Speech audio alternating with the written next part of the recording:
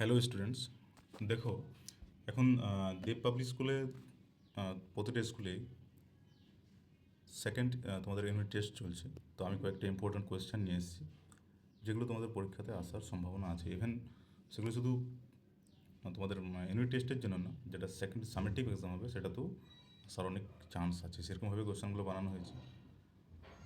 তো দেখো কোয়েশ্চেনগুলো কী আছে তোমাদের একটু পিরিয়ডিক টেস্ট বা ইউনিট টেস্টের জন্য দেব পাবলিক স্কুল। হ্যাঁ, তো দেখো সেকশন এতে আছে অবজেক্টিভ কোয়েশ্চেন কিছু, প্রতিটা মানে 1 নাম্বার করে 6টা কোশ্চেনের 6 নাম্বার। তো প্রথমে আছে which type of resource is solar energy classified as based on it's availability. তো সোলার এনার্জি বা সৌরশক্তি কী ধরনের রিসোর্স তার অ্যাভেলেবিলিটি অনুযায়ী কিন্তু বলতে বলেছে। তো অ্যাভেলেবিলিটি অনুযায়ী যদি আমরা দেখি তো সোলার এনার্জি হচ্ছে আমাদের রিনিউয়েবল রিসোর্স। রিনিউয়েবল রিসোর্স যদি অ্যাভেলেবিলিটি না থাকতো তাহলে এটা হতো ন্যাচারাল রিসোর্স, বা তোমরা বলতে পারো ইনএক্সস্টিবল রিসোর্স। ঠিক আছে। The British official who introduced the permanent settlement in Bengal in 1793 was dash. তো 1793 সালে যে পার্মানেন্ট সেটেলমেন্ট আমাদের পশ্চিমবঙ্গে চালু করেছিল, পার্মানেন্ট সেটেলমেন্ট বলতে চিরস্থায়ী বন্দোবস্ত যে চালু করেছিল সে কে ছিল? তো সে ছিল Lord Charles Cornwallis. Actually Lord Cornwallis এটা লিখলেই হবে। চলো এবার নেক্সট কোয়েশ্চেন দেখি। Which term denotes the primary source of history that contains records written by travelers, officials, and biographers? তো আমাদের হিস্ট্রির কয়েকটা সোর্স জানতে চেয়েছে, যারা ট্রাভেলার, অফিসিয়াল, বিভিন্ন অফিসিয়াল বা বায়োগ্রাফিদের দ্বারা লেখা। তো সেগুলো আমরা কোথা থেকে জানতে পারি? সেগুলো বিভিন্ন লিটারারি সোর্স। হ্যাঁ, বিভিন্ন যে রিটার্ন রেকর্ড সেগুলো জানতে পারি বিভিন্ন ট্রাভেলারদের থেকে। এবার who served as the permanent president of the constituent assembly of India? এটা সবাই জানি ডক্টর রাজেন্দ্র প্রসাদ, যেহেতু পার্মানেন্ট কথাটা আছে, পার্মানেন্ট হলে doctor Rajendra Prasad served as the permanent president of the Constituent Assembly of India. Next, the transition of historical periods from medieval to modern in India is generally marked by the death of which Mughal emperor?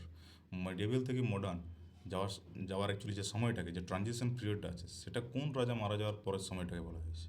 সেটা হচ্ছে ঔরঙ্গজেব, যে 1707 সালে মারা যায়। Next, name the tribal leader who led major revolt against British agrarian policies in the Chotanagpur region. তো চটনাগপুর রিজনে যে tribal leader ছিল, যে আদিবাসী লিডার ছিল, যে ব্রিটিশদের এগেনস্টে লড়েছিল, তার নাম লিখতে বলেছিল। তার নাম হচ্ছে বিরসা মুন্ডা, যিনি মুন্ডা রেবেলিয়ন বা যেটাকে উলগুলানও বলা হয়, এই বিদ্রোহটা লড়েছিল বিরসা মুন্ডা। এরপর হচ্ছে সেকশন বি, যেখানে প্রতিটা কোয়েশ্চেনের মার্ক হচ্ছে 3 নম্বর করে। তো বলেছে difference between biotic and abiotic resources with one suitable example for each. তো বায়োটিক আর এবায়োটিক সম্পর্কে আমাদের লিখতে বলেছে যে কী। তো দেখো বায়োটিক রিসোর্স কোনগুলো? This resources are derived from living organisms and the biosphere. They have life and possesses organic capacity. তো যাদের জীবন আছে, যারা লিভিং অর্গানিজম, যারা আমাদের বায়োস্ফিয়ারের মধ্যেই আছে, তাদেরকে বায়োটিক রিসোর্স বলা হয়। হ্যাঁ, যেমন ফরেস্ট, এই যে ফ্লোরা, ফনা, হ্যাঁ, birds, domestic animals or humans also are in this categories. এবার হচ্ছে এবায়োটিক। এবায়োটিক কোনগুলো? না, যেগুলো নন লিভিং ইনঅর্গানিক ম্যাটেরিয়াল নেচারে পাওয়া যায়, তাদেরকে এবায়োটিক রিসোর্স বলা হয়। ল্যান্ড, ওয়াটার, হ্যাঁ, রক্স, এই সমস্ত জিনিস। Why is the study of modern period in India considered different from the Europe, that of Europe? Highlight any two difference. তো দুটো ডিফারেন্স লিখতে বলেছে যে আমাদের ইন্ডিয়ান মডার্ন পিরিয়ড ইউরোপ থেকে কতটা ডিফারেন্ট বা কেন ডিফারেন্ট। তো দেখো বলেছে দুটো অপশান দিয়ে, একটা হচ্ছে টাইম লাইন, একটা তাদের যে পিরিয়ডটা কী রকমের ছিল, সময়টা শেষ রকম সে তখন। তো টাইম লাইন যদি আমরা দেখি, ইউরোপে মডার্ন পিরিয়ডে, যেটা অনেক আগেই শুরু হয়েছিল আমাদের ইন্ডিয়ার থেকে, 15th বা 16th সেঞ্চুরিতে, driven by the renaissance, reformation and industrialisation. যেটা আমাদের ইউরোপ, সেখানে কিন্তু রেনেসা, রিফরমেশন অ্যান্ড ইন্ডাস্ট্রিয়ালাইজেশন অনেক আগেই ইন্ডিয়া থেকে হয়েছিল। দ্যাটস ওয়াই ইন্ডিয়াতে 15th 16th মানে আমাদের ইন্ডিয়া থেকে, সরি, ইউরোপে অনেক আগেই চালু হয়েছিল, এবং ইন্ডিয়াতে যেটা আমরা দেখতে পাই 18th সেঞ্চুরি পর। 18th সেঞ্চুরি পর। এরপর হচ্ছে নেচার অফ পিরিয়ড। ইউরোপে modernity signified by liberty, democracy, scientific rationality, and economic industrial growth conversely যদি আমরা ইন্ডিয়াতে দেখি, সেখানে modern period mark by colonial domination, ব্রিটিশরা এসে যেখানে কলোনি তৈরি করেছিল, political subjugation and economic exploitation, তারা এসে পুরোপুরি ভারতের অর্থনীতি ধ্বংস করে দিয়ে যায়, and the struggle for independence, আর আমাদের ভারতের যে স্ট্রাগল চলছিল স্বাধীনতার জন্য, এই সমস্ত কিছুর মধ্যে দিয়ে ইন্ডিয়ান যে মডার্ন পিরিয়ড সেটা অনেক পরে চালু হয়, এবং মানে ইউরোপের যারা এসেছিলো তাদের অধীনে ছিল, তাই ততটাও বিকাশ হয়েছিল না আমাদের ভারতের মডার্ন পিরিয়ড, যেটা ইউরোপে অনেক আগে হয়েছিল। এরপর যে explain the key features of the Ryotwari settlement introduced by the British in southern India, how did it differ from the Mahalwari system. তো তোমাদেরকে রায়তওয়ারি সেটেলমেন্ট এবং মহলওয়ারি সেটেলমেন্ট সম্পর্কে লিখতে বলেছে, তাদের মধ্যে ডিফারেন্সিয়েট করতে বলেছে। তো দেখো, রায়তওয়ারি সেটেলমেন্ট আসলে কী ছিল, যেটা ইন্ট্রোডিউস করেছিল থমাস মুনরো সাউথার্ন ইন্ডিয়াতে।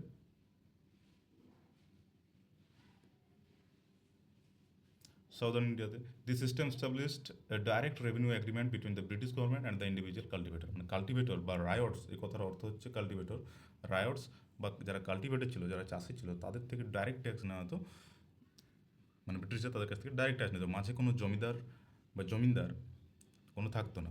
No intermediaries or zamindars were involved, and the land revenue was fixed for a fixed period. যেটা তাদেরকে যে ট্যাক্স যেটা নিত সেটা কয়েকটা টাইমের জন্য ফিক্স ছিল, তারপরে সেটা আবার চেঞ্জ করা হতো। ইউজুয়ালি যেটা 20 থেকে 30 বছরের জন্য ফিক্স করা ছিল, তারপর সেটা বিভিন্ন সার্ভে এবং অ্যাসেসমেন্টের মাধ্যমে পরে সেটা চেঞ্জ করা হতো। এরপর মহলওয়ারি সিস্টেম থেকে কীভাবে আলাদা না, রায়তওয়ারি সিস্টেমে settlement was made directly with the individual rights. সাধারণ যারা চাষি হতো তাদের সাথে ডাইরেক্ট সেটেলমেন্ট হতো আমাদের ব্রিটিশদের। আন্ডার দ্য মহলওয়ারি সিস্টেম, যেটা আমাদের ভারতের বিশেষ করে নর্দার্ন সাইডে চালু হয়েছিল, এবং এখানে লেখা নেই, মহলওয়ারি সিস্টেম অ্যাকচুয়ালি চালু করেছিল হোল্ট ম্যাকেঞ্জি 1822 সালে, মনে রাখবে। Revenue was assessed collectively for entire village or group of village. দেখো, মহল কথার অর্থই হচ্ছে গ্রুপ অফ ভিলেজ, তাই মহল থেকে বা মহলওয়ারি সিস্টেমে যেভাবে ট্যাক্স কালেক্ট করা হতো সেটা পুরোপুরি একটা গ্রুপ অফ ভিলেজ থেকে, 4-5টা ভিলেজ মিলে সেখান থেকে পুরো ট্যাক্সটা কালেক্ট করা হতো। অ্যান্ড দ্য ভিলেজ হেডম্যান, যে গ্রামের হেড হতো বা যেটা আমরা মুখিয়া বলি, সে এই সমস্ত গ্রামবাসীদের কাছ থেকে ট্যাক্স কালেক্ট করার তাকে দায়িত্ব দেওয়া হতো। এরপর what is meant by a secular state, explain how the Indian constitution guarantees freedom of religion to its citizen. দেখো, সেকুলার স্টেট বলতে কী বোঝায়? সেকুলার স্টেট হচ্ছে যে দেশে কোনো অফিসিয়াল ল্যাঙ্গুয়েজ থাকে না, অফিসিয়াল কোনো রিলিজন থাকে না, যেমন আমাদের India. A secular state is one that does not officially declare, patronize, or promote any particular religion as the official religion of the state. It maintains absolute neutrality in religious affairs. And the Indian Constitution guarantees this through the right to freedom of religion. Article 25 থেকে 28 এ লেখা আছে, it grants every individual that absolute freedom of conscience and the right to freely process, practice and propagate their faith. মানুষ freely যে কোনো ধর্ম নিতে পারে, বিভিন্ন মন্দিরে যেতে পারে, কোনো বাধা বিপত্তি নেই, একদম ফ্রিলি। এটাকে বলা হয় secular state. It prohibits the state from discriminating against any citizen.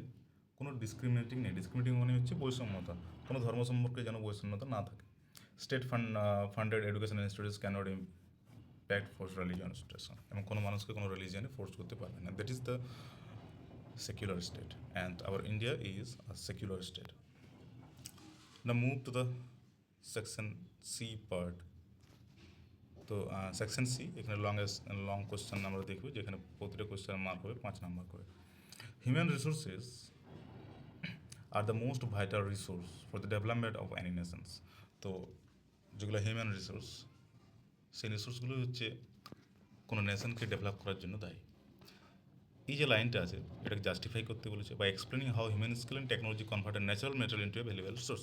কোনো ন্যাচারাল ম্যাটেরিয়াল, যেমন ধরো ক্রুড অয়েল, হ্যাঁ, আয়রন ওর, এরকম ধরনের যেগুলো ন্যাচারাল, সেগুলোকে বিভিন্ন টেকনোলজির দ্বারা পিউরিফাই করে, কনভার্ট করে আমরা বিভিন্ন ভ্যালুয়েবল অ্যাসেট বা রিসোর্স তৈরি করছি। কীভাবে সেটা সম্ভব সেটা লিখতে বলেছে। তো আনসার হচ্ছে, nature provides many substances that remain inert or natural items.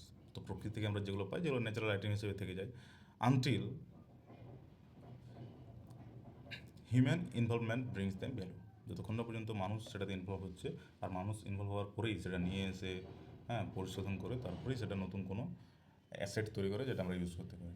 Human resources are considered the most essential element of national advancement. তো ন্যাশনাল অ্যাডভান্সমেন্টে দেখা গেছে যে human resource are the most considered are essential element, কারণ প্রকৃতিতে সমস্ত কিছুই আছে, যদি মানুষ না থাকতো, টেকনোলজি না থাকতো, মানুষের স্কিল যদি না থাকতো, তাহলে তো সেগুলো কোনো কাজেই লাগতো না।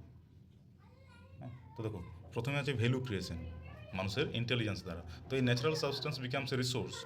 কোনো ন্যাচারাল সাবস্টেন্স বা পদার্থ আমাদের রিসোর্স হতে পারে only when its utility is recognised and put to use by human intelligence, knowledge and skill. যতক্ষণ না পর্যন্ত মানুষ তার নলেজ স্কিল দিয়ে সেটাকে ইউটিলিটি বা ইউটিলাইজেশন করছে, ততক্ষণ না পর্যন্ত। এরপর হচ্ছে টেকনোলজির রোল কী। এই একটা যে কোনো জিনিসকে, একটা প্রাকৃতিক জিনিসকে একটা আমাদের ইউজফুল রিসোর্সে পরিণত করতে গেলে টেকনোলজি রোল খুবই ইম্পর্ট্যান্ট।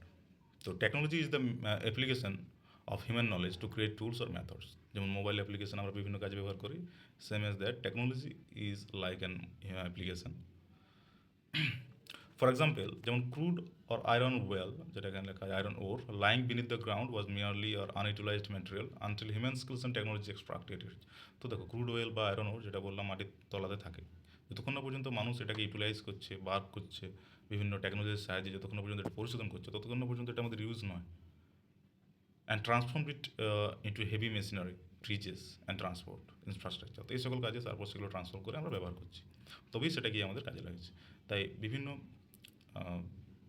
যে কোনো জিনিস যেগুলো ন্যাচারাল, হিউম্যান স্কিল ছাড়া কিন্তু কোনোটাই আমাদের কাজের নয়। দ্য নেক্সট পয়েন্ট ইজ, দেখো, human continually discover new properties or elements. What is neutral today can become the invaluable assets tomorrow due to scientific inventions. যেমন uranium turning into a major source of atomic পাওয়ার। এগুলো মানুষ discover করেছে, invent করেছে। তো এগুলো যদি না হতো, মানুষ যদি না থাকতো, তাহলে কিছুই হতো না। Enhancing national wealth, it is not the same physical presence of minerals or forests that makes a nation rich, but the presence of skilled, healthy, and educated human resources who can optimize those materials sustainably. তো national wealth বলতে human, যে তার skill দ্বারা এই সমস্ত কিছুকে optimise করে তারা আমাদের কাছে প্রেজেন্ট করছে, তারপরে আমরা সেগুলো কিন্তু বিভিন্ন কাজে ইউজ করতে পারছি। এই ছিল এই কোয়েশ্চেন। চলো নেক্সট কোয়েশ্চেন দেখা যাবে। এখানে বলেছে, what are the main archival sources available for rebuilding the history of the modern period in India. Discuss how official British documents, while highly useful, can sometimes present a biased perspective. যে main যেগুলো আমাদের archival source, সেগুলো কি না? Archival source for reconstructing the modern period include officials, government files, state papers, letters of correspondence, detailed survey maps and land settlement records, judicial files, reports of commissions, contemporary newspaper, gazetteers, এগুলো সব personal জার্নালে সব কিছুই হচ্ছে আমাদের main archival source modern. The limitation of British bias, কী কী limitation ছিল? While this official British records provide an intricate chronological framework, they often suffer from a colonial bias because এগুলো আমাদের ক্রোনোলজিক্যাল মানে একটা বংশানুক্রমিক বা স্টেপ বাই স্টেপ আমাদেরকে সব রেকর্ডস তো দেয়, বাট সেগুলো কয়েকটা পার্সপেক্টিভ আছে তাদের। যেমন রুলার্স পার্সপেক্টিভ কী হয়, they primarily reflect the views, objectives, achievements or odes of British administration. They were written to justify colonial rule, administrative actions, and fiscal collections. Omission of indigenous grievance. Official letters often heavily underreported local dissatisfaction, structural destination, or the harsh consequences of colonial taxation. For example, a peasant revolt was routinely recorded merely as a law and order breakdown, rather than a outcry against absolute starvation. এবার হচ্ছে misrepresentation.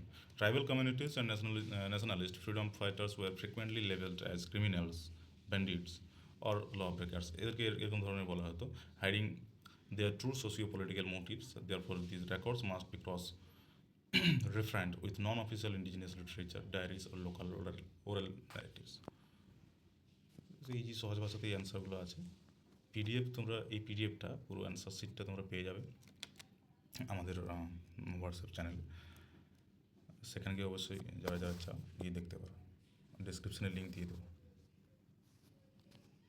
Next, analyze how the commercialization of agriculture and forced indigo opium cultivation under colonial rules shattered the traditional self-sufficient rural economy of India. তো দেখো, ব্রিটিশরা যখন আসে ইন্ডিয়াতে কয়েকটা যেগুলো যেগুলো ক্যাশ ক্রপ বা মানি ক্রপ, যেগুলো থেকে বেশি পরিমাণে টাকা আসে এক্সপোর্ট এবং ইম্পোর্ট করার মাধ্যমে, সেই সকল চাষ ব্রিটিশরা কিন্তু ইন্ডিয়ান মানুষদেরকে ফোর্স করে করাতো। আর এখানে দুটো চাষের কথা বলছি, ইন্ডিগো এবং ওপিয়াম। ইন্ডিগো মানে নীল চাষ, আর ওপিয়াম মানে তো আফিম, এ কাইন্ড অফ ড্রাগস। এই সকল চাষ করে তারা কিন্তু বাইরের সেগুলো ইম্পোর্ট করে প্রচুর অর্থ সম্পদ ইন্ডিয়া থেকে লুট করে তারা নিজের দেশে নিয়ে যেত। সেই সম্পর্কে লিখতে বলেছে। তো দেখো answer, before British intervention Indian villagers were largely self-sufficient economic units where peasants grew food grains to fulfill community needs and artisans supplied local goods. The forced commercialization of agriculture unpainted this balance. তো ব্রিটিশে আসার আগে আমাদের এখানে যারা চাষি ছিল ইন্ডিয়ার, তারা নিজেদের মতো চাষবাস করে তাদের যা কিছু নিড হতো সেগুলো তারা ফুলফিল করতো। বাট তারা আসার পরে কমার্শিয়ালাইজেশনের জন্য অনেক কিছু চেঞ্জ করে। তো দেখো, 1 number, shift from food crops to cash crops. যেগুলো ফুড ক্রপ ছিল যারা চাষ করতো চাষিরা, সেগুলো দ্বারা ক্যাশ ক্রপস, যেগুলোতে বেশি পরিমাণে টাকা আসে। যেমন the British forced cultivators to produce commercial cash crops like indigo, opium, cotton, tea, jute. হ্যাঁ, তোমাদের বই এগুলো সব দেওয়া আছে, এবার পড়ে নেবে। For manufacturing mills in Britain or to trade profitably with China. This drastically reduced the agriculture area acreage dedicated to vital food crops like rice and wheat. তো চাষিদেরকে ফোর্স করে এসব চাষ করা হতো তাদের নিজেদের সুবিধার জন্য। ফলে ভারতবাসী তাদের বেঁচে থাকার জন্য যে সকল চাষ যারা আগের থেকে করত, যেমন ধান, গম, সেগুলো কিন্তু তাদের নিজের জমি থাকলেও করতে হতো, তাদেরকে ফোর্স করে জমিতে ট্যাক্স বসিয়ে এগুলো কিন্তু করতে বলা হতো। Next point, destruction of soil and food security. Crops like indigo had deep roots that quickly exhausted soil fertility.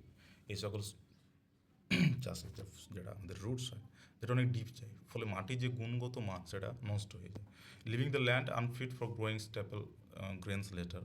The sharp drop of food crop production led to catastrophic artificial famines such as the Great Bengal famine, যেটা আমাদের বাংলাতে great Bengal famine হয়েছিল। ফলে মাটি কী হয়েছিল, মাটির যেটা fertility হয় সেটা কমে গিয়েছিলো, চাষবাস করে হচ্ছিল না, সেটা একটা ল্যান্ড হিসেবে পড়েছিল। Exploitative advances and debt traps, এটা খুব important. Debt traps, the system of cash advance, তখন যেটাকে দাদনি বলা হতো, forced poor farmers into binding contracts. The prices offered for commercial yields were exceptionally low, pushing farmers into permanent debt loops with local moneylenders and causing widespread loss of land tenure. ফলে কী হতো, তাদেরকে যে loan দিত তাদেরকে বাধ্য করতো বা টাকা ধার নিয়ে বাধ্য করতো যারা local money lender, loan lender or the landlord যারা থাকতো তাদের কাছ থেকে। পরে তারা টাকা যদি না দিতে পারতো টাইমে, তো সেই ল্যান্ডলর্ড তাদের থেকে জমিটাও ছিনিয়ে নিত। এরকমভাবে শোষণ পীড়ন এক সময় করেছিল। এরপর হচ্ছে market vulnerability. Self sufficient farmers who were once insulated from external shock suddenly became completely dependent on global market prices, making them vulnerable into international economic downturns. তো এরকম প্রবলেম আছে। নেক্সট দেখো,